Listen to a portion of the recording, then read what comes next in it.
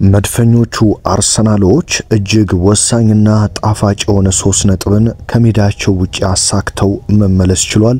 ይህ 3 ነጥብ ዝም ብሎ 3 ነጥብ ብቻ አይደለም፣ በጣም ወሳኝና ለአርሰናል ዋንጫው ካስፈለገ በጣም ወሳኝ የሚሆን 3 ነጥብ ነው ማለት ነው። አምና እንግዲህ አርሰናል ነጥብ በጣለባቸው ቡድኖችና ስቴዲየሞች ላይ ከባድና ወሳኝ የሆነ የበቀል ዱላውን እንግዲህ እያኖረ ይገኛል። ከጨዋታው በኋላ አሰልጣኝ ሚኬል አርቴታ ስለ ጨዋታው እንደዚሁም ቀጣይ ስለ አትሌቲኮ ማድሪድ ስላለው ጨዋታ እንደዚሁም ስለ ውዷ 3 ነጥብ አስተያየታቸውን ሰጥተዋል።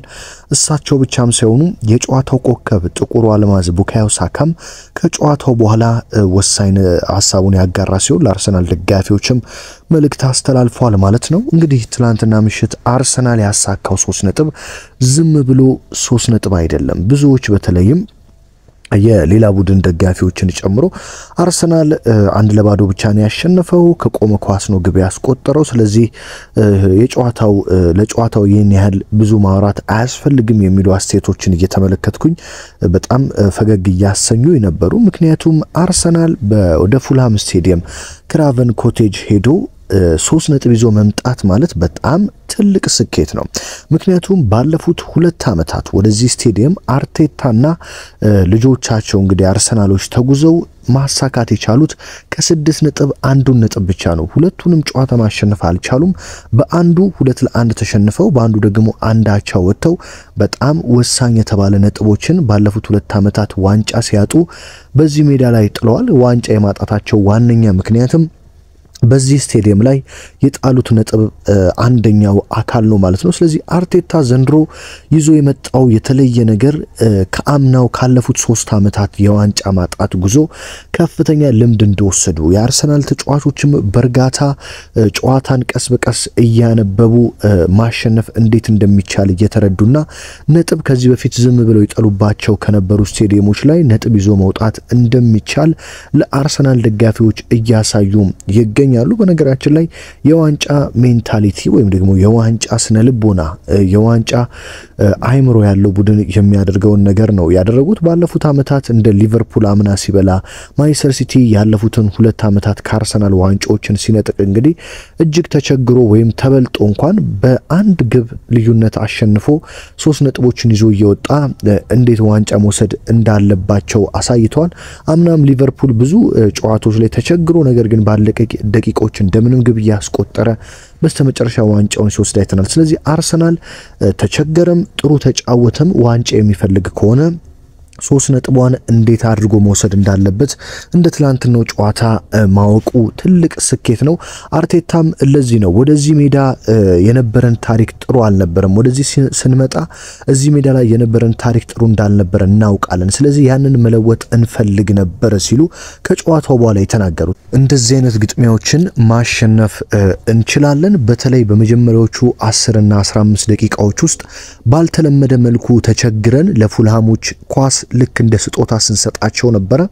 ቢሆንም ጨዋታውን በተሻለ ሁኔታ እያነበብን ከዛ ከስተታችን ተምረን ጨዋታውን መቆጣጠር ችለናል ሲሉ እንግዲህ አሰልጣኝ ሚኬል አርቴታ ከጨዋታው በኋላ ተናግረዋል ማለት ነው። ጨዋታው እንደተጀመረ 15 ወይም 20 ደቂቃዎች እንደተመለከታችሁ ከሆነ ፉልሃሞች ጫና ለማሳደር ሞክረው ነበር። አርሰናሎችም እንግዲህ የተወሰነ መረበሾችን አሳይተው ነበር። ነገር ግን ከዛ ደቂቃ በኋላ ጨዋታውን በደንብ አንብበው አርሰናሎች ጨዋታውን በደንብ ተቆጣጥረው በስተመጨረሻም ተፈላጊዋ ግብ ተገኝታ ከረፍት በኋላ በ60ኛው ደቂቃ ሙሉ 3 ነጥብ መወሰድ ተችሏል ማለት ነው። በጨዋታው ላይ እንግዲህ አርሰናል ኮርና አገኘ ማለት አርሰናል እንደሚታወቀው ፍጹም ቅጣት ምት እንደማለት ነው። ስለዚህ አርሰናል ኮርና ሲያገኝ ለዚህ ነው የአርሰናል ደጋፊዎች ሲጨፍሩ የምትመለከቷቸው። ኮርና ወደ ግብ የመቀየሩ እድል አርሰናል ኮርና ሲያገኝ ከ60 እና 70% በላይ ነው ማለት እችላለሁ በግሌ። በነገራችን ላይ ዘንድሮ አርሰናል ገና ካሁኑ አሁን የምንገኘው ገና ጥቅምት ላይ ነው። ገና ካሁኑ በ7 ጨዋታዎች ላይ ከማዕዘን ምት ወይም ደግሞ ከኮርና የተገኙ ኳሶችን ወደ ግብ መቀየር ችሏል አርሰናል። ስለዚህ ነው ከጨዋታው በኋላ የፉልሃሙ አሰልጣኝ ማርኮ ሲልቫ ስለ ጋብሪኤል ማጋሌሽ የተናገሩት። እንዲህ አሉ። ማጋሌሽ የሚገርም ተጫዋች ነው። እሱ በጣም ረጅምና ግዙፍ ነው። በዛ ላይ በከፍተኛ ሁኔታ መዝለልና ኳስ መግጨት ይችላል። ከሱ እኩል የኛ ተጫዋቾች ዘለው ኳሱን ማሸነፍ አልቻሉም። እሱን ልትቆጣጠረው በፍጹም አትችልም። እናም የጨዋታው ልዩነት ፈጣሪ ማጋሌሽ ነበር ሲሉ የተናገሩት።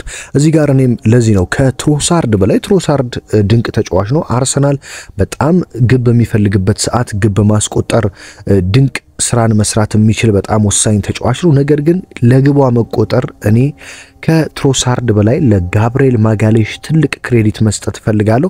ምክንያቱም ግቧ ስትቆጠር ከተመለከታችሁ ቡካዮ ሳካ ያሻገራትን ኳስ የፉልሃምን ተከላካዮች የፉልሃምን በረኛ በመከለልና በመሸፈን ኳሷን በሚገርም ሁኔታ ከጨረፋት በኋላ ነው ወደ ትሮሳርድ ኳሳ የሄደችው። ትሮሳርድም ነፃ ስለነበረ በአስደናቂ ሁኔታ በግሩም ሁኔታ እንግዲህ ትሮሳርድ በአጨራረስ የሚታማ ተጫዋች አይደለም። አጨራረስ ላይ በጣም ጎበዝ የሆነ ተጫዋች ነው። ስለዚህ በቀላሉ ኳሷን ጨርሶ ለአርሰናል ውዷን 3 ነጥብ ማስገኘት ቢችልም ማጋሌሽ እንግዲህ ኳሷን የጨረፈበት መንገድና የፉልሃምን ተከላካዮች እንደዚሁም ደግሞ ፉልሃምን በረኛ የከለለበት መንገድ በጣም አስደናቂ ነው። አሲስት ያደረገው ጋብሪኤል ማጋሌሽ ነው። ምክንያቱም ቡካዮ ሳካ አሻገራት። ከዛም በኋላ ጋብሪኤል ማጋሌሽ በግሩም ሁኔታ ጨርፍ አድርጎ እንግዲህ ለትሮሳርድ አቀበለለት። ትሮሳርድም በድንቅ ሁኔታ ኳሷን ጨርሷል። ለዚህ ነው የፉልሃሙ ማሰልጣኝ ማርኮስ ሲልቫ ማጋሌሽ በጣም የጨዋታው ልዩነት ፈጣሪ ነው፣ እሱ በጣም በቆሙ ኳሶች ልትቋቋመው ማትችለው ከቁመቱ በላይ በጣም መዝለል የሚችል ድንቅ ተጫዋች ነው ሲል የተናገረው ማለት ነው። አርሰናል በነገራችን ላይ ታሪክ ሰርቷል በእንግሊዝ ፕሪሚየር ሊግ። ይህም በሊጉ ገና በመጀመሪያ ጨዋታዎች 10 የተለያዩ ተጫዋቾች ለአርሰናል ግብ ማስቆጠራቸው ነው። እጅግ አስደናቂው ነገር እንግዲህ ሌሎች አሁን ለምሳሌ ወደ ማንቸስተር ሲቲ ብትሄዱ ባለፉት 8 ጨዋታዎች 11 ግቦችን ያስቆጠረው ኤርሊንግ ብራውት ሃላንድ ነው። ነገር ግን ወደ አርሰናል ስትመጡ ባለፉት ጨዋታዎች ግብ ያስቆጠሩት የአርሰናል የተለያዩ 10 ተጫዋቾች ናቸው። ቪክተር ዮኮሬሽ፣ ቡካዮ ሳካ፣ ጁሪየን ቲምበር፣ ሪካርዶ ካላፊዮሪ፣ ማርቲን ዙሜንዲ፣ ዲክላን ራይስ፣ ሚኬል ሜሪኖ፣ ጋብሪኤል ማርቲኔሊ፣ ጋብሪኤል ማጋሌሽ፣ ሊያንድሮ ትሮሳርድ እነዚህ እንግዲህ 10 ዘንድሮ ለአርሰናል ግብ ማስቆጠር የቻሉ በሊጉ የተለያዩ ተጫዋቾች ናቸው ማለት ነው። እንግዲህ እዚህ ውስጥ እንደ ኢዜ ያሉ ተጫዋቾች አሲስት አድርገዋል። ዮኮሬሽ ግብ እያስቆጠረ አይደለም ቢባልም አርሰናል ላይ እስካሁን ድረስ 3 ግቦችን በማስቆጠር በሊጉ እንግዲህ እየመራ ያለው ይህ ተጫዋች ነው። ስለዚህ አርሰናል 10 የተለያዩ ተጫዋቾቹ ግብ ማስቆጠር ችለውለታል ማለት ነው። ስለ ዮኮሬሽ እንግዲህ ብዙዎች ሐሳብ ሲሰጡ ሰምቻለሁ። አርቴታም ከጨዋታው በኋላ ስለ ቪክተር ዮኮሬሽ ተናግረዋል። እንዲህ ያሉት ሜዳ ላይ ወርክ ሬቱ ወይም ደግሞ የሥራ ውጤቱ በጣም አስደናቂና ፍጹም የተለየ ነው። ለቡድኑ ሁሉን ነገር ሜዳ ላይ እየሰጠ እየተጫወተ ነው። ሳይደክም እየሮጠ 90 ደቂቃ ሙሉ የተቃራኒ ተከላካዮችን የሚያሰቃይና የሚያስጨንቅ ተጫዋች ነው። በትላንትናው ጨዋታ ጎል ለማስቆጠር ተቃርቦ ነበርም 2 ወይም 3 ጊዜ ጎል ለማስቆጠር ተቃርቦ ነበር። እኛ እሱ ጎል እንዲያስቆጥር መርዳትና ለሱ ኳስ ማቅረብ አለብን። እናም ቪክተር ዮኮሬሽ በአርሰናል ቤት ለቡድኑ እየሰጠ በሚገኘው ነገር ሁላችንም ደስተኞች ነን፣ እጅግ አድርገን እንወደዋለን። ቪክተር ዮኮሬሽ በእርግጠኝነት መኑኝ ግብ ወደ ማስቆጠሩ ይመለሳል። ነገር ግን አሁንም ከኳስ ውጪ ከኳስ ጋርም ተከላካዮችን እየረበሸልን ነው። ለዚህም ነው እያሸነፍን የምንገኘው። ዮኮሬሽ በጣም ምርጥ ከሚባሉ ተጫዋቾቻችን ዋነኛው ነው ሲሉ አርቴታ እንግዲህ ስለ ቪክተር ዮኮሬሽ ያላቸውን አመለካከት ተናግረዋል። እንደዚሁም ከጨዋታው በኋላ የጨዋታ መደራረብ ፕሮግራሞች እናውቃለን፣ በጣም ጨዋታዎች ተደራርበውብናል ሲሉ ተናግረዋል። ለዛም ነው አርሰናል እንግዲህ በትላንትናው ጨዋታ በጣም ጥሩ እየተዋሃደ እንደነበር እናስታውሳለን ከረፍት በፊት። ታዲያ ከረፍት በኋላ ሲመለስ ትንሽ ተቸግሮ መዋሃዱ በጥቂቱም ቢሆን ጠፍቶበት የተመለከት ነው። በጨዋታ መደራረብና መቆራረጥ በተለይ የኢንተርናሽናል ብሬኮች መቆራረጥ ምክንያት እንደሆነ አርቴታ አርቴታ የተናገሩት ማለት ነው። ጨዋታውን ተመልክታችሁ ከሆነ የኛ ብቻ ሳይሆን የነሱም ተጫዋቾች ምን ያህል ጉዳት እንዳጋጠማቸውና ጫና ውስጥ እንደነበሩ ግልጽ ነው። ምን ያህል ከባድ እንደሆነ ይታወቃል። ለዚህ ነው እኛ ስኳዳችን እንዲበዛና ሰፊ እንዲሆን የፈለግነው። እንደማስበው ሁሉም ቶፕ ክለቦች ተመሳሳይ ጀልባ ላይ ነው የምንገኘው። በምንችለው አቅም የጨዋታ መደራረብ ተጫዋቾች ላይ የጉዳት ጫና እንዳይፈጠር ለመቆጣጠር መሞከር አለብን ሲሉ እንግዲህ አሰልጣኝ ሚኬል አርቴታ ከጨዋታው በኋላ የጨዋታ መደራረብ በጣም ከባድ እንደሆነና የሜዳ ላይ የነበረው ቀስቀዝ ያለ የአርሰናል አቀራረብ ተጫዋቾች እንደደከማቸው በኢንተርናሽናል ብሬክ ተጫውተው እንደመጡ ገና በየሁለት ቀኑ ሻምፒዮንስ ሊግ፣ ኤፍኤ ካፕ፣ ካራቦ ካፕ፣ ፕሪሚየር ሊግ የመሳሰሉ ጨዋታዎችን መጫወት ግዴታቸው እንደሆነና እንደተቸገሩ የተናገሩት ለዚህም ሰፊ ስኳድ ለዚህ እንደፈለጉና በተቻለ አቅም ተጫዋቾች እንዳይጎዱባቸው ጥረት እንደሚያደርጉ የተናገሩት። በነገራችን ላይ የጨዋታዎች መብዛት የተጫዋቾችን ጉዳት እንደሚያበዛ ይታወቃል። ለዚህ ነው በነ ቼልሲ ቤት እንደ ሊቨርፑል ባሉ ቤቶች ማንቸስተር ሲቲን ጨምሮ በርካታ ጉዳቶች እየተመለከትን የምንገኘው አርሰናል ቤትም ጨምር። ትላንትና በፉልሃሙ ጨዋታ ላይ ታችሁ ከሆነ በርካታ ተጫዋቾች እየተጎዱ ፉልሃሞች በግድ ሲቀየሩ ተመልክተናል። ስለዚህ የኢንተርናሽናል ብሬኮች አሉ፣ ሀገራዊ ግዴታዎች አሉ የዓለም ዋንጫ መቃረቡን ተከትሎ።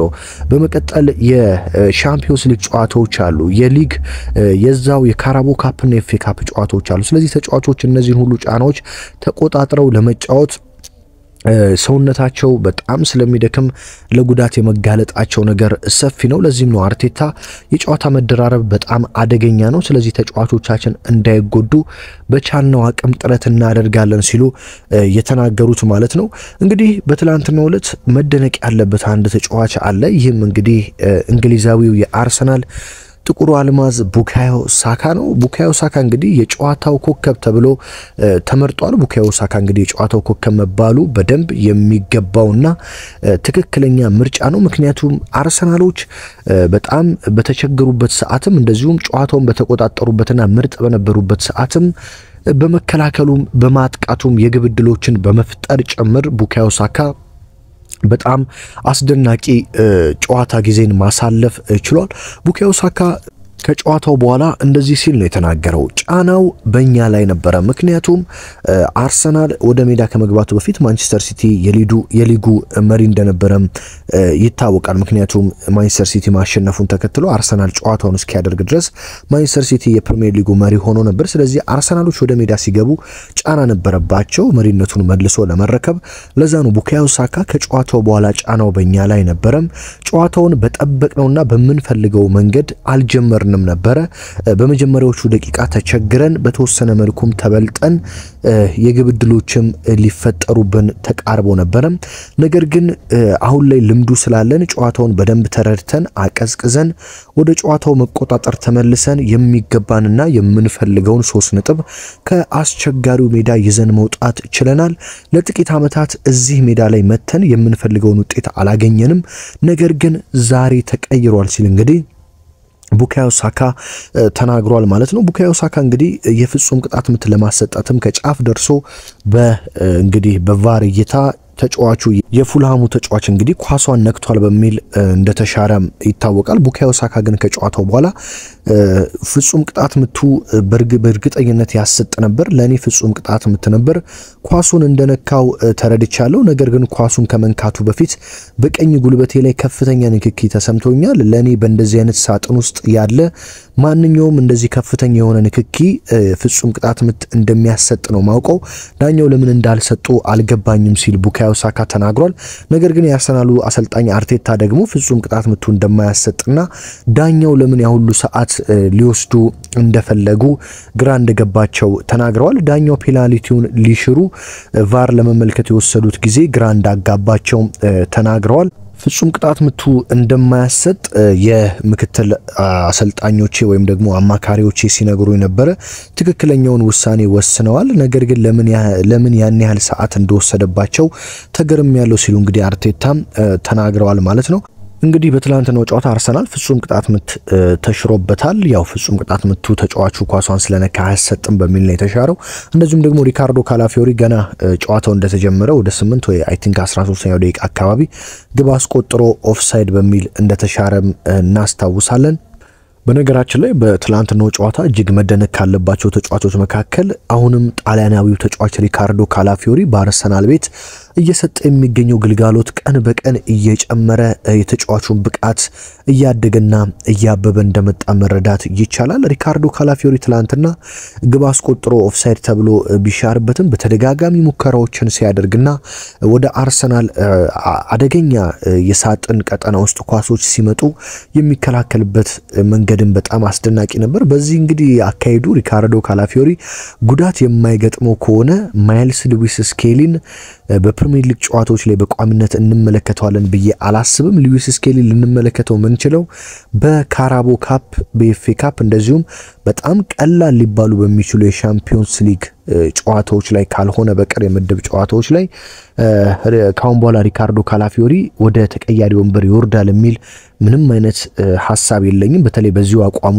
ከቀጠለና ጉዳት የማይገጥመው ከሆነ ዘንድሮ በአርሰናል ቤት በጣም ምርጥ ጊዜንና ምርጥ ሲዝንን እያሳለፉ ከሚገኙ ተጫዋቾች መካከል አንዱ ይህ ጣሊያናዊ ወሳኝ ተጫዋች ሪካርዶ ካላፊዮሪ ነው ማለት ነው። በነገራችን ላይ አርሰናል ቀጣይ ማክሰኞ ከአትሌቲኮ ማድሪድ ጋር በኤምሬትስ ስቴዲየም ነው ጨዋታ ያለው። አሰልጣኝ ሚኬል አርቴታም ቀጣይ የአትሌቲኮ ማድሪድ ጨዋታ አለብን፣ ከዛሬው ጨዋታ ፍጹም የተለየ ጨዋታ ነው የሚሆነው፣ ከየትኛውም ተጋጣሚ ጋር በየትኛውም ስቴዲየም ምርጡን ጨዋታ መጫወት አለብን፣ ምርጡን አርሰናል ለዓለም ማሳየት አለብን ሲሉ አርቴታ ለአትሌቲኮ ማድሪዱ ጨዋታም ዝግጁ እንደሆኑና በዛ ጨዋታ ላይ ምርጡን አርሰናል ለማሳየት እንደተዘጋጁ ፍንጭ ሰጥተዋል ማለት ነው። መድፈኞቹ እንግዲህ የእንግሊዝ ፕሪሚየር ሊግን መሪነታቸውን አጠናክረዋል ከከባዱ ስቴዲየም ሙሉ 3 ነጥብ ይዘው ከወጡ በኋላ ማለት ነው። እዚህ ጋር አንድ ማንሳት ያለብን ነጥብ አርሰናል አምና 3 ነጥብ ያስጣሉትን ቡድኖች ሶስቱንም በማሸነፍ ሙሉ 9 ነጥቦችን መውሰድ ችሏል። ለዛ ነው በመግቢያ ላይ ጣፋጭ በቀሉን አርሰናል ቀጥሏል ያልኳችሁ። ምክንያቱም አምና አርሰናል ወደ ኒውካስትል ስቴዲየም ተጉዞ ተሸንፏል። ዘንድሮ ወደ ኒውካስትል ስቴዲየም ሴንት ጄምስ ፓርክ ተጉዞ አሸንፏል። አምና በሜዳው በዌስትሃም ዩናይትድ ተሸንፎ ሙሉ 3 ነጥብ አጥቷል። ባለፈው ሳምንት እንግዲህ ከኢንተርናሽናል ብሬክ በፊት አርሰናል ዌስትሃምን በሜዳው አምና የተሸነፈበት ሜዳ ላይ ዌስትሃምን በማሸነፍ ሙሉ 3 ነጥብ መውሰድ ችሏል። አሁን ደግሞ ትላንትና አምና አቻ ወጥቶ 2 ውድ ነጥቦችን ወደ ጣለበት ክራቨን ኮቴጅ ስቴዲየም ተጉዞ ሙሉ 3 ነጥብ ይዞ መውጣት ችሏል። አምና ከነዚህ 3 ጨዋታዎች ይዞ የወጣው 1 ነጥብ ነበረ። ዘንድሮ ግን ሙሉ 9 ነጥብን ይዞ መውጣት ችሏል ማለት ነው። የእንግሊዝ ፕሪሚየር ሊግ የደረጃ ሰንጠረዥን እንመልከት። በነገራችን ላይ ትላንትና ከአርሰናል በፊት ቀድሞ በተደረጉ የእንግሊዝ ፕሪሚየር ሊግ ጨዋታዎች ቼልሲ እንግዲህ ኖቲንጋም ፎረስትን 3-0 ድል ማድረግ ችሏል። ከሊቨርፑል ጨዋታ በኋላ በድጋሚ ድል በማድረግ ቼልሲ በአሸናፊነቱ ተጉዟል። እዚህ ጨዋታ ላይ በጣም አስገራሚው ዜና እንግዲህ የኖቲንጋም ፎረስት አሰልጣኝ የነበሩት አምና ደግሞ የቶትናም አሰልጣኝ ሆነው የኢሮፓ ሊግ ዋንጫን ያሳኩት ፖስት ኮግሉ ከቼልሲ 3-0 ሽንፈት በኋላ ወዲያውኑ ነው የተባረሩት።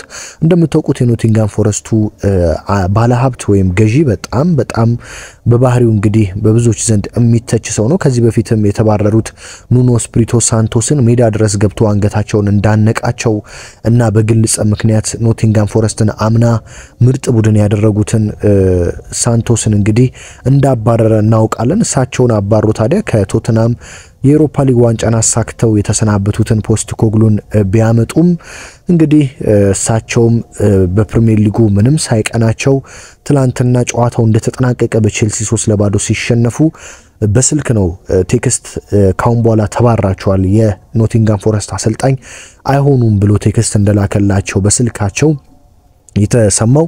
ደውሎም ሊያነጋግራቸው በደብዳቤም ወይ በምንም ነገር ሊነግራቸው አልፈለገም።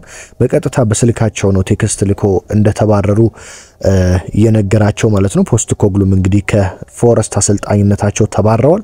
ቼልሲ እንግዲህ 3 ነጥብ ወስዷል ማለት ነው። ከዛ ቀጥሎ ደግሞ ማንቸስተር ሲቲ ከኤቨርተን ጋር በኢትሃድ ወሳኝ ጨዋታ አድርጎ ነበር። እንግዲህ ልማደኛው አጥቂ ኤርሊንግ ብራውት ሃላንድ 2 ወሳኝ ግቦችን አስቆጥሮ ለማንቸስተር ሲቲና ለፔፕ ጋርዲዮላ ውዱን 3 ነጥብ መስጠት ችሏል።